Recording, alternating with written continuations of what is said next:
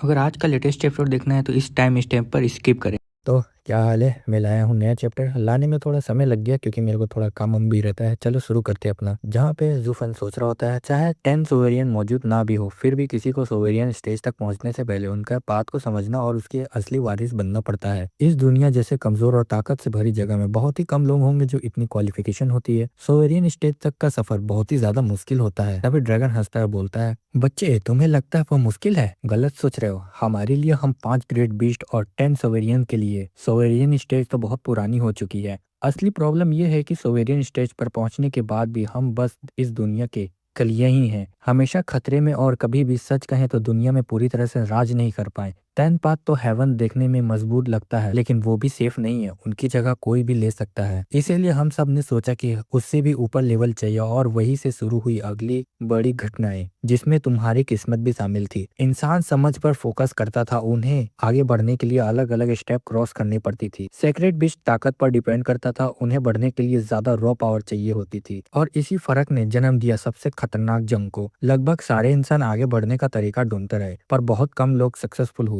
लेकिन 2 सोवेरियन और एक बीस्ट का अलग ही प्लान था। वो थे सबसे पावरफुल हेवनली सोवेरियंस, सबसे चालाक 9 सेंट्रियंस और सबसे चालाक बुढ़ा कुंगपेंग। अगर वो ना होता तो सॉन्डरिंग थंडर फोनिक्स को हेवनली सोवेरियन का धोखेबाज वार से इतना दर्द कभी नहीं झेलना पड़ता। तभी जूफेन शॉक्ड होता और पूछता है, क्या हेवनली सोवेरियंस ने ही सनरिंग थंडर फोनिक्स को चोट पहुंचाई थी? तभी ड्रैगन आगे बोलता है, हाँ बिल्कुल, वरना तुम्हें क्या लगता है पर्पल लाइटनिंग गोल्ड आई कैसे बना? इन तीनों के पास सोवेरियन स्टेज को पार करने का अपना अपना तरीका था। हेवनली सोवेरियन चाहता था कि वो divine I of the white के थ्रू सब कुछ कंट्रोल करे। अगर दुनिया की हर चीज उसके मुताबिक में हो तो वही सबसे बड़ा रूलर बन जाएगा। 9 सेंट्रियन सोवेरियंस का सोचना था कि सब कुछ एक ही सोर्स से आता है, दुनिया का डाउट। अगर तुम दुनिया की पावर को ही कंट्रोल कर लो तो फिर सब कुछ तुम्हारा ही होगा। अपनी अपनी समझ के हिसाब से हर एक ने अपना राज जमा लिया। तभी जूफेन सोचता है, तो यही है डिमोनिक ट्रांसफॉर्मेशन का आर्ट का असली सोर्स। अफसोस की बात है कि 9 सेंट्रियन सोवेरियन को खुद ही इस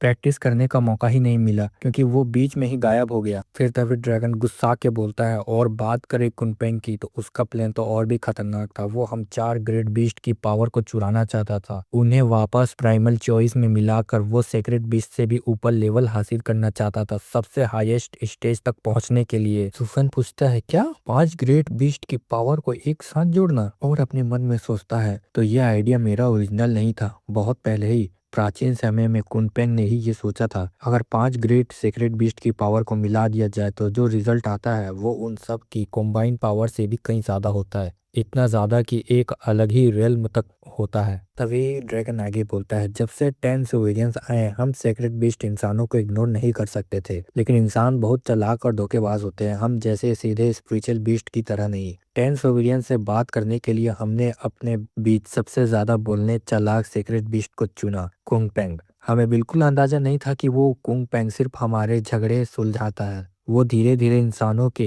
टेढ़े दिमाग से करप्टेड हो चुका था। ये देखने के लिए कि 5 पावर्स को जोड़ा जा सकता है, उसने एक वर्ल्ड क्रशिंग अरे बनाया जिससे 5 बीस्ट मिलकर उसे यूज कर सकते थे। उसने झूठ बोला था कि ये 10 सोवेरियंस का सामना करने के लिए है। जिस दिन अरे एक्टिवेट हुआ, चाहे पांचों की पावर कितनी भी स्ट्रांग थी, उनमें जरा भी फ्यूजन का साइन नहीं दिखा। निराश होकर उसने सोचा कि शायद पावर्स अभी अलग अलग हमारे अंदर बन रही है, इसीलिए सही से मर्ज नहीं हो पा रहा। तब उसने हेवनली सोवेरियंस की मदद मांगी और सबसे पहले शिकार बना सनरिंग थंडर फोनिक्स। तभी जूफन बोलता है, मतलब यंग शांजी अभी बहुत बड़े खतरे में है। ड्रैगन आगे बोलता है, फिक्र मत करो, वो बूढ़ा उसे बच्चे को हाथ नहीं लगाएगा, वो अभी ग्रो कर रहा है। दुनिया की सारी पावर्स बैलेंस में होती है, एक छोटा सा किलिंग उसकी भूख को जरा भी कम नहीं करेगा। उसका प्लान के लिए अभी वक्त नहीं आया है, और वैसे भी उसे अभी तक सही तरीका नहीं मिला है कि वो अपना प्लान कैसे पूरा करे। तभी जूफन सोचने लगता है, लेकिन यंग सांजी को उस बूढ़े के पास छोड़ देना जो उसे कभी पूरा निगल सकता है, ये फिर भी ठीक नहीं लगता।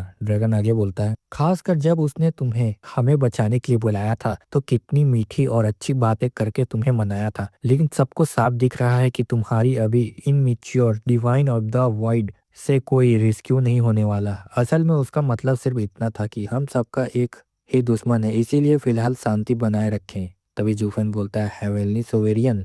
ड्रैगन बोलता है, हाँ, जब वो हेवनली सोवेरियन के साथ हाथ मिलाने गया था वही उसकी जिंदगी का सबसे बड़ी गलती थी। हेवनली सोवेरियन की एम्बिशन बहुत ज्यादा थी। उसने सराउंडिंग थंडर फोनिक्स की बेजरकर पर्पल लाइटनिंग चुरा ली और उसके बाद कुछ बदल गया। हेवनली सोवेरियन बहुत घमंडी आदमी है, वो सबको अपने नीचे समझता है, हम सेक्रेट बीस्ट को भी, लेकिन वो हमारी ताकत से डरते भी थे, खासकर सराउंडिंग थंडर फोनिक्स की पावर से, जो पांचों में सबसे ज्यादा तबाह करने वाली रॉ डिस्ट्रक्शन फोर्स में जाती है। अगर पर्पल लाइटनिंग उसके पास आ जाती तो दुनिया में कोई भी चीज उसकी divine I of the white से बच नहीं सकता। उसने कुंगपेंग के साथ हाथ मिलाकर काम किया, लेकिन सिर्फ अपनी लिमिट टेस्ट करने के लिए। जब उसने सब समझ लिया तो वो अपने असली प्लान पर काम करने लगा, एक ऐसा प्लान जिसमें सारी जिंदा चीजें शामिल थी। अच्छा तो वो क्या है? ड्रैगन बोलता है, तुम divine I of the white के वारिस हो और फिर भी तुम्हें उसकी असली ताकत का पता नहीं है। नई दुनिया, हाँ, एक बिल्कुल नई दुनिया बनाने और सबको वहां शिफ्ट कर देना, फिर उस दुनिया के सुप्रीम रूलर बन जाना। ये इस दुनिया के लिए सीधा साधा तबाही होती। अगर सब कुछ उसकी आंखों के अंदर आ जाता तो हम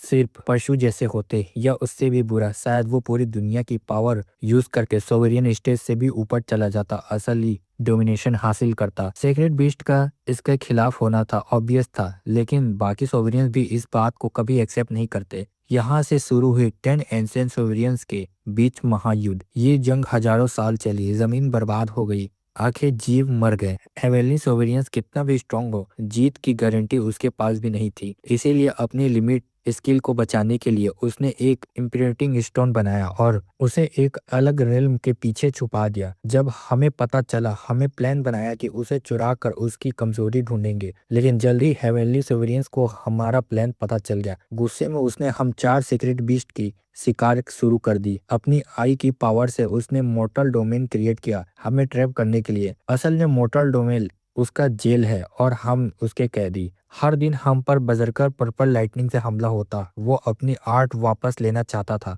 उससे बिल्कुल पता नहीं था कि किलिंग ने वो पावर ले ली थी। और हंस रहा होता है ड्रैगन। तभी जूफन सोच रहा होता है, सेक्रेट डोमेन के सब लोग जिससे मैंने सबसे नीचे लेवल समझता था वो मोटर रैम था। मैंने कभी नहीं सोचा था कि वो असल में हेवनली एम्परर के सिर्फ एक आंख की ताकत है, जो 10 एंशिएंट एम्परर का हेड था, और उसने उसी से सेक्रेट बीस्ट को भी कैद कर दिया। ये कौन सी लेवल की पावर है? ये तो बिल्कुल इस दुनिया के असली रूलर जैसी लगती है। क्या नॉर्मल एम्परर लेवल एक्सपर्ट के पास भी इतनी हेवनली डिफाइंग ताकत होती है? तभी ड्रैगन आगे बताता है, हेवनली एम्परर वाकई इस दुनिया का वो इंसान है जो हेवन और अर्थ का एंड के सबसे करीब पहुंच चुका है।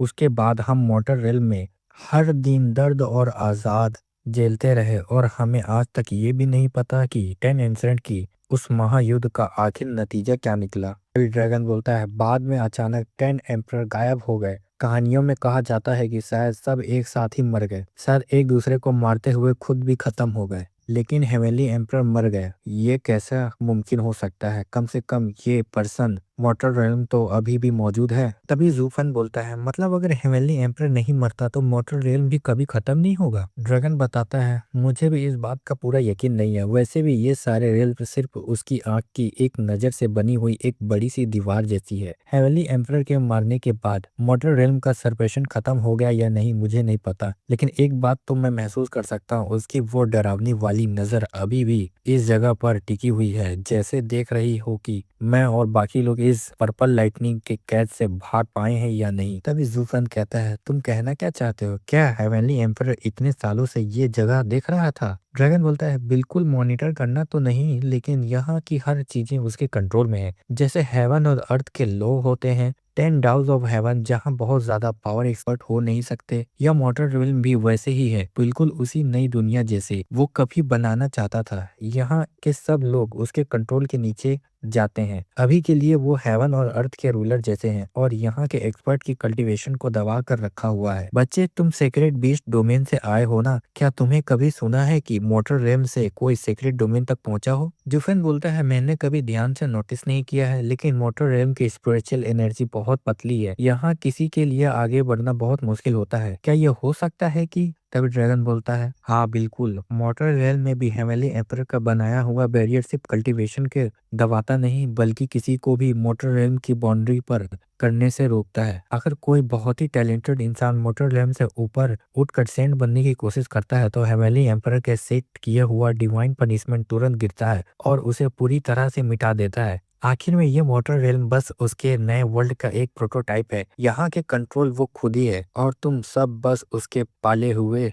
लैब के चूहे हो। तभी जुबिन बोलता है, अब इसे सिर्फ एक्सपर्ट कहना काफी नहीं है, ये तो सीधा एक भगवान जैसा है। ड्रैगन बोलता है, हाँ, भगवान भी आसानी से हेवन और अर्थ के रूल नहीं बना सकते, लेकिन इस मोटर रेल्म के अंदर हेवनली एम्परर बिल्कुल क्रिएशन जैसा है, जो दुनिया के हर चीजों को कंट्रोल करता है। यही है divine I of the white की सबसे बड़ी ताकत है, एक नई दुनिया का कंट्रोल। तभी जूफन सोच रहा होता है, मैंने कभी अपनी आंखों से 10 एंसेंट एम्परर की पावर नहीं देखी है, इसीलिए सच में उस लेवल को इमेजिनेशन करना भी मुश्किल है, और सोच कर भी समझ आ जाता है कि बाकी एम्परर भी बिल्कुल आम नहीं होंगे। तो ड्रैगन से बोलता है, तो ड्रैगन एंसेंटर, लगता है आपने इस जगह का कंट्रोल भी ले लिया है। यहाँ अब ग्रैंड मिस्ट पर्पल लाइटनिंग भी नहीं है और येलिन आराम से आना जाना कर सकता है। इस हिसाब से तो यहाँ से निकलना तो आपके लिए बिल्कुल आसान होना चाहिए था। I am right? फिर आप अब तक बाहर क्यों नहीं गए? क्या आपको डर है कि हेवनली एम्परर को पता चल जाएगा? हाँ, सही कहा तुमने, जैसे तुमने बोला था 10 एंसेंट एम्परर के एक साथ गायब हो गए हैं। मुझे भी नहीं पता कि हेवनली एम्परर उनके साथ ही गायब हुआ है या नहीं। अगर वो जिंदा भी है तो शायद बहुत बुरी जख्मी होगा और वापस आने के लिए उसके लिए आसान नहीं होगा, लेकिन फिर भी इस मोटर रेल्म के अंदर वो अभी भी रूलर है, और हो सकता है जैसे ही छोटी सी और इंसानों की पर वो ध्यान ना दे, लेकिन जैसे ही हम सीक्रेट बीस्ट सामने आएंगे उसे तुरंत पता चल जाएगा, खासकर इसीलिए क्योंकि उसने मोटर रेल में पहले ही तैयारी कर रखी है। उसने और स्वॉर्ड एम्परर ने मिलकर जो 5 होली वेपन बनाए थे उन्हें यहाँ गार्ड के लिए छोड़ दिया गया है। जैसे ही उन्हें हमारी ऑरा महसूस होगा, वो 5 होली स्पिरिट और इसकी सारी पावर खाली करके सीधा हमें मारने आ जाएगा। अगर ये सीक्रेट डोमेन होता तो शायद हमें परवाह ना होता, लेकिन ये मोटर रेल में डिवाइन आई के बैरियर के नीचे हमारी पावर काफी दबा चुकी है। हो सकता है हम उन 5 होली वेपन के सामने ही ना कर पाए, हालांकि उनमें से एक तो तुम पहले ही काबू कर चुके हो। तभी जूफन बोलता है, क्या मॉडर्न रेल्म के जो 5 राज्यों के स्टेट गार्डियन होली वेपन है वो असल में हेवनली एम्परर स्वॉर्ड एम्परर ने सिर्फ तुम्हें टारगेट करने के लिए बनाए थे? मतलब वो देश की हिफाजत के लिए नहीं बल्कि सीक्रेट बीस्ट को रोकने और मारने के लिए स्पेशली तैयार किए गए हैं? तभी ड्रैगन बोलता है, हाँ, 10 एम्परर में से स्वॉर्ड एम्परर वेपन बनाने का सबसे बड़ा एक्सपर्ट था और वो हेवनली एम्परर का सबसे करीबी आदमी भी था। ये जो बैरियर है ये हेवनली एम्परर ने बनाया है, लेकिन इसके अंदर के सारे ट्रैप्स और फॉर्मेशन स्वॉर्ड एम्परर ने सेट किए थे। चाहे हम लाइटनिंग के लगातार अटैक तोड़ भी दे, फिर भी हम बाहर कदम रखने की हिम्मत नहीं करते। वो होली वेपन्स ही इस जेल के सोल्जर्स हैं। जब तक वो हैं हम यहाँ से भाग नहीं सकते। तभी जूफन सोच रहा होता है, इसीलिए मेरा डिवाइन ऑफ द वॉइड से होली वेपन को एक ही बार में दबा दिया। उसे लगा होगा कि उसका असली मालिक आ गया है, इसीलिए उसने अटैक करने की हिम्मत नहीं की। तभी जूफन शॉक्ड होके बोलता है, तो फिर वोल्टिंग कुंगपेंग का क्या? वो तो कभी भी बैरियर के अंदर था ही नहीं, मोटर रेल्म के आसमान के नीचे आराम से घूमता रहता है। फिर उसने हेवनली एम्परर से डर क्यों नहीं लगता? क्या वो पहले से ही हेवनली एम्परर का आदमी बन चुका है? फिर ड्रैगन बताता है, नहीं, बात ऐसी नहीं है।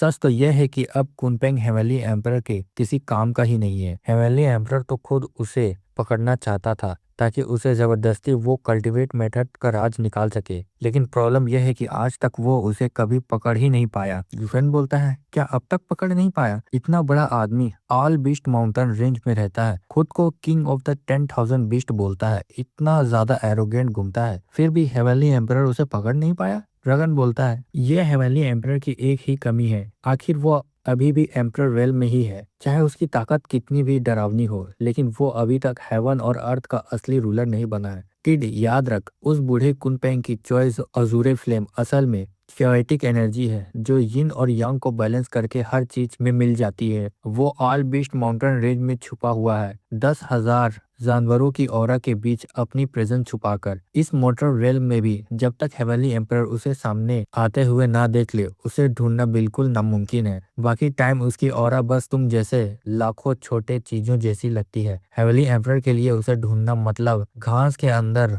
में सुई ढूंढने बराबर है। और जब हेवनली एम्परर ने बैरियर बना के हमें जेल में डाल दिया, उससे क्या पता था कि वो बूढ़ा पहले ही बैरियर के नीचे ऑल बीस्ट माउंटेन रेंज में छुपा हुआ है, जिसे कहते हैं डीके के नीचे अंधेरा होता है। सबसे खतरनाक जगह ही सबसे सेफ जगह होती है। अभी शायद हेवनली एम्पर पूरी दुनिया में उसे ढूंढ रहा होगा और फिर भी उसे नहीं मिल रहा होगा। तभी जूफन सोच रहा होता है तो इसका मतलब ये अजूरे फ्लेम इतनी जबरदस्त एबिलिटी रखती है। अब समझ में आया लोग क्यों कहते हैं कि कुंगपेंग बहुत चालाक है। सच में वो बहुत ही ज्यादा चालाक और दिमाग से खेलने वाला है। ड्रैगन बोलता है ठीक है, अब जो कुछ भी हुआ, सारी कहानी, सारी दुश्मनी और झगड़े तुम सब समझ चुके हो, इसीलिए मैंने पहले ही तुम्हें उन लोगों से रिश्ता तोड़ने को कहा था। अब तुम्हें उसका रीजन भी समझ में आ गया। मैंने अभी जो बताया है उसे तुम्हें पता चल गया होगा कि हेवनली एम्पर कैसा इंसान है। उसने मोटर रेल बनाया हमें जेल में डालने के लिए और पर्पल लाइटनिंग से टॉर्चर किया, फिर भी उसने हमें गुस्से में मारा क्यों नहीं? क्योंकि वो अपनी कल्टीवेशन मेथड वापस चाहता था और नहीं चाहता था कि वो बाहर फेल हो जाए। सोचो वो इस टेक्निक को कितनी इंपॉर्टेंस देता है। और ये भी ऑब्वियस है कि divine I of the white उसकी पावर की बुनियाद है। अगर कोई और उस टेक्निक को समझ लेता है तो वो उसके लिए सीधा खतरा बन जाएगा। ये चीज वो कभी टॉलरेट नहीं कर पाएगा। अगर वो उस वक्त उसे कई एम्परर लेवल एक्सपर्ट ने घेर लिया होता और उसे फ्यूचर के लिए कुछ छोड़ा जरूरी ना लगता तो शायद वो कभी भी ये टेक्निक लिख कर छोड़ता नहीं कि तुम्हें 10 एम्परर सबसे पावरफुल हेवनली एम्परर की अल्टीमेट स्किल इनहेरिट कर ली है।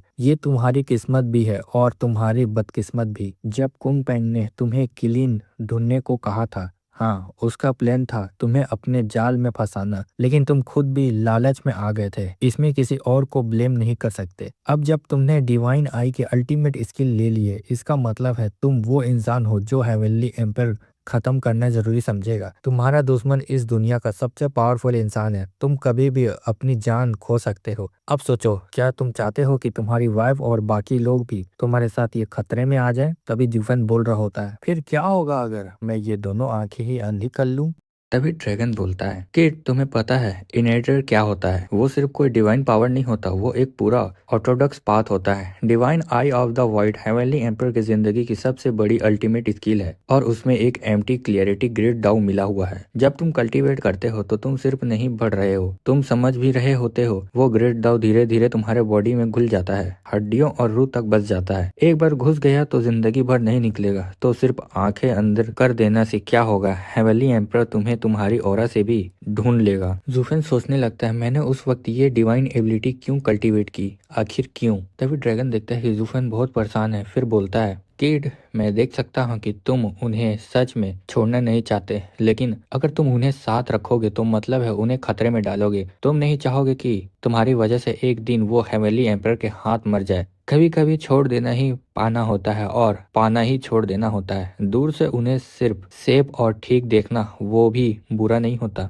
जूफिन बोलता है छोड़ना ही पाना और पाना ही छोड़ना। फिर सोचता है मैं पहले पूरी जिंदगी अकेला था पर अब मैं अकेला नहीं रहा, लेकिन लगता है आसमान मुझे फिर से अकेले चलने पर मजबूर कर रहा है, सिर्फ इसीलिए मैं उन्हें बचा सकूं। तभी जूफिन हंसता है और बोलता है अगर सच में जिंदगी का कोई डेस्टिनी होता है तो ये सब मेरे लिए किसने लिखा है? क्या वो चाहता है कि मैं मर जाऊं? और फिर जोर से हंसने लग जाता है। ये देख के ड्रैगन बोलता है अरे किड, इतनी सी सिट बैक पर अपना दिमाग मत खोना। हाँ, हेवनली एम्परर बहुत पावरफुल है, लेकिन हमारे पास जीतने का चांस बिल्कुल खत्म नहीं हुआ है। अगर तुम बिल्कुल वैसे ही करोगे जैसे ये बुढ़ा तुम्हें सिखाता है तो हम सीक्रेट बिस्ट मिलकर हरा सकते हैं, तुम्हें सेफ रख सकते हैं और तुम्हें इस दुख भरे समंदर से निकाल सकते हैं। लेकिन एक कंडीशन है, अब तुम किसी छोटी मोटी बातों में नहीं उलझ सकते। सबसे पहले तुम्हें इस बुढ़े की बात प्रायोरिटी देनी होगी। इतना बोल ही रहा होता है तभी जूफिन ओरा फार्मिंग कर रहा होता है, जिसे देख के ड्रैगन भी शॉक हो जाता है और बोल रहा होता है आखिर ये क्या कर रहा है। और हम देखते हैं जूफिन कुछ तो कर रहा होता है। तभी ड्रैगन बोलता है क्या यह हो सकता है यही है वो स्टेट जो हमारी पावर एक साथ फ्यूज हो जाती है? और हम देख सकते हैं जूफिन को जो कि काफी बैडएस दिख रहा होता है। तभी ड्रैगन सोच रहा होता है अपने मन में लेकिन हमारी पावर तो चॉइस से आती है और असल में वो क्रिएशन की ताकत थी। फिर भी जब वो दोबारा फ्यूज हुई तो उसमें इतनी विनाश वाली ऑरा क्यों निकल रही है? क्या यही वो पावर है जो कुंग पेंग पाना चाहता था? लेकिन ये तो किसी रूलर की ताकत नहीं लग रही, ये तो सीधा दुनिया की तबाह करने वाली पावर है। तभी जूफिन बोल रहा होता है ड्रैगन एंसेक्टर, आज जो मैंने छोड़ा है एक दिन मैं उसे अपने हाथों से वापस लेकर रहूंगा, इस पावर को यूज करके जो हेवनली एम्परर की पावर से बिल्कुल अलग है। तभी जूफिन अपना आई का यूज करता है जो वर्ल्ड डिस्ट्रक्टिंग थंडर फ्लेम आई होता है, जिसे देख के ड्रैगन की वाट लग जाती है और सोचने लग जाता है। उसकी लेफ्ट आई में जो ये काली पिच ब्लैक फ्लेम अभी है उसकी पावर अभी लिमिटेड है। चाहे ये आई खुद पावरफुल हो लेकिन ये लड़का अभी इतना स्ट्रांग नहीं है कि इसका असली इफेक्ट निकाल सके। फिर भी ये वर्ल्ड डिस्ट्रक्टिंग थंडर फ्लेम आई चारों ग्रेट सेक्रेट बीस्ट की एनर्जी के फ्यूजन का रिजल्ट है। इसकी इनहेरेंट एनर्जी लेवल हम 5 सीक्रेट बीस्ट से भी ऊपर है। ये बुढ़ा अभी इसे देखकर अंदर से डर महसूस कर रहा है, और सिर्फ इतना ही नहीं, उसका राइट आई तो और भी। तभी हम देखते उसका right I divine I of the white का 6th स्टेज, जिसे देख के बोलता है ये बिल्कुल ऐसा लग रहा है जैसे दुनिया के सबसे पावरफुल आदमी को देख रहा हूँ। अब तो थोड़ा सा भी पछतावा भी हो रहा है। मैंने जो बर्निंग हेवन गोल्डन फ्लेम उसे दे दी, उसे तो मैंने एक ऐसा हेवनली डिफाइंग मॉन्स्टर बना दिया है जो अल्टीमेट पावर कुनपेंग ने कभी हर तरीके से पाने की कोशिश की थी, वो आज एक छोकरे ने हासिल कर ली। सोच रहा हूँ जब वो बुढ़ा पंछी ये सच जानेगा तो उसका रिएक्शन क्या होगा, और हंसने लग जाता है। इतना ही देखते हैं हम जूफेन को जोर से दर्द होता है और अपना सर पकड़ लेता है और उसकी आंख से खून निकलने लग जाता है। ड्रैगन बोलता है आखिर तुम्हारे साथ क्या हुआ? जूफेन बोलता है कुछ भी नहीं, और अपने मन में सोच रहा होता है उस वक्त मेरा दिमाग गर्म हो गया था। इम्पल्सिव में मैंने अपने बॉडी के अंदर की 4 ग्रेट सीक्रेट बीस्ट की पावर एक्टिवेट करके हेवनली ग्रेट डीमन को ट्रांसफॉर्मेशन आर्ट से उन्हें पूरी तरह से फ्यूज कर दिया। लेकिन फ्यूज करने के बाद भी समझ आया कि मेरा बॉडी इतनी पावर झेल नहीं सकता, और ये थंडर फ्लेम बिल्कुल भी बॉडी के अंदर स्टोर नहीं हो सकती थी, वरना सीधा ब्लैक लिस्ट होता और मैं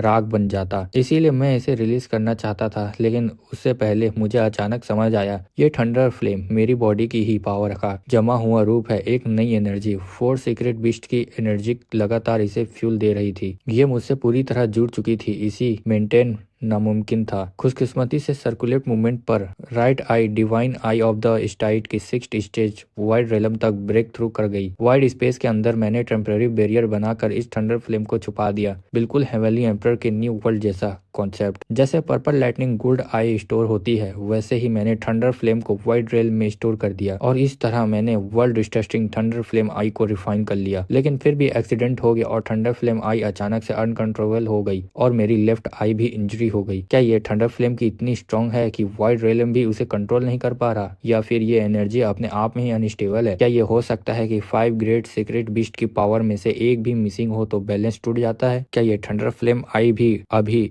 इम्परफेक्ट है? तभी देख के ड्रैगन सोच रहा होता है शुक्र है ये थंडर फ्लेम आई अभी पूरी तरह से कंप्लीट नहीं है, इसमें फ्लॉज अभी भी हैं, वरना ये लड़का फ्यूचर में हेवनली एम्परर से भी ज्यादा खतरनाक बन सकता था। जब वो वक्त आए हमें ये गलती नहीं करनी चाहिए कि भेड़िए को भगाकर शेर को घर में ले आए, एक को हटाकर उससे भी ज्यादा डेंजरस को बुला लें। ये तो दूसरे के लिए शादी का जोड़ा सिलने जैसा होगा। ड्रैगन एंसेंटर, आपने कहा था कि सेक्रेट बीस्ट के पास ऑलरेडी एक तरीका है, वो कैसा है? पहले तो आप सबको हेवनली एम्परर ने इतनी आसानी से इस नर्क जैसी जगह में बंद कर दिया, तो अब आपके पास ऐसा कौन सा प्लान है? तभी ड्रैगन बोलता है किड, हमें इतना कम मत समझो। हाँ, मैंने पहले सिंपल जैसे बताया था, लेकिन हमें गिराने के लिए हेवनली एम्परर को भी बुरी कीमत चुकानी पड़ी थी। शायद इसी वजह से दूसरे एम्परर्स के साथ उस महायुद्ध के बाद वो इतने सालों तक छुपा रहा और सामने नहीं आया। मेरे हिसाब से चाहे वो मरा ना हो, लेकिन उसके लिए वापस रिकवर करना बहुत मुश्किल होगा। इतने लंबे टाइम से ना उसने सीक्रेट डोमेन में अपना चेहरा दिखाया, ना ही यहाँ हमें उसका कोई निशान दिखा। क्या वो अपनी कल्टीवेट मेथड को पता लगाना नहीं चाहता? सिर्फ एक ही एक्सप्लेनेशन है, वो बुरी तरह से जख्मी है और भी अभी कमजोर भी है। तो ये वीडियो कैसा लगा? वीडियो अच्छा लगा तो लाइक और सब्सक्राइब करो। इसका नेक्स्ट पार्ट देखते हैं, नेक्स्ट संडे को डालूंगा एक साथ तीनों चैप्टर। तब तक के लिए गुड बाय।